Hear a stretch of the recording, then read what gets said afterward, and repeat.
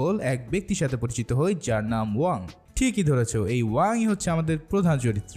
জীবনে এমন কোনো কাজ করা বাকি নেই যে সে করেনি। পেশায় সে একজন গোলকিপার, কিন্তু মাঝে মাঝে মেয়ে সেজেও গোলকিপিং করতে হয় পেটের দায়ে। এদিকে মিস্টার জিন নামের এক লোক তাকে মেলা টাকার অফার দিয়ে বসে আপকামিং একটি ম্যাচ হারার জন্য। কিন্তু ওয়াং আকাম্মা হতে পারে, মাগার ধোকেবাজ নয়। তাই এই বিগ অফার পার্ট নিয়ে সে রিজেক্ট করে দেয়। কিন্তু রিজেক্ট করলে কি হবে, সেই ম্যাচে 5 গোল খেয়ে সে এমনিতেও হেরে যায়। আর এমন গোলকিপিং দেখে প্রতিপক্ষের টিমের সবাই তাকে নিয়ে সেলিব্রেট করতে থাকে। তাই সে বলে, শালার হারলামই যখন, তখন টাকা নিতে কি ক্ষতি ছিল রে ভাই।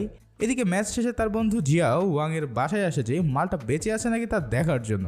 কিন্তু দরজার ফাঁক দিয়ে সে দেখে ওয়াং অধিক শোকে গলায় ফাঁস নিতে যাচ্ছে। তাই সে দরজা ভেঙে ভিতর আসলে দেখতে পায় ওয়াং গলায় দড়ি না, বরং একটি লাইট লাগাচ্ছিল। যাই হোক, তারা দুজন তখন তাদের দলের কোচের কাছে যায়, কিন্তু সেখানে গিয়ে দেখে কোচ তাদের পরিবর্তে একটি কুকুরকে গোলকিপার হিসেবে জয়েন করিয়েছে। ওয়াং এর বন্ধু জিয়াওর তো মাথা পুরোই হট এটা দেখে।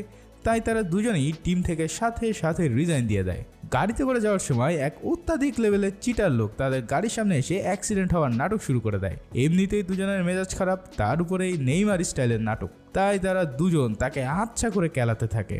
এদিকে জিয়াজু নামে একটি মেয়ে সেই ঘটনা দেখে ফেলে। উনি আবার শখের বসে টিকটকার, তাই সাথে সাথে মোবাইল বের করে এসব রেকর্ড করতে থাকে আর আশেপাশের মানুষদের ডেকে বলে, এমন অন্যায়ের বিরুদ্ধে আমাদের রুখে দাঁড়াতে হবে। লোকরাও কম যায় না, সবাই এসে বিচার চাই স্লোগান দিয়ে তাদের শ্বশুর বাড়িতে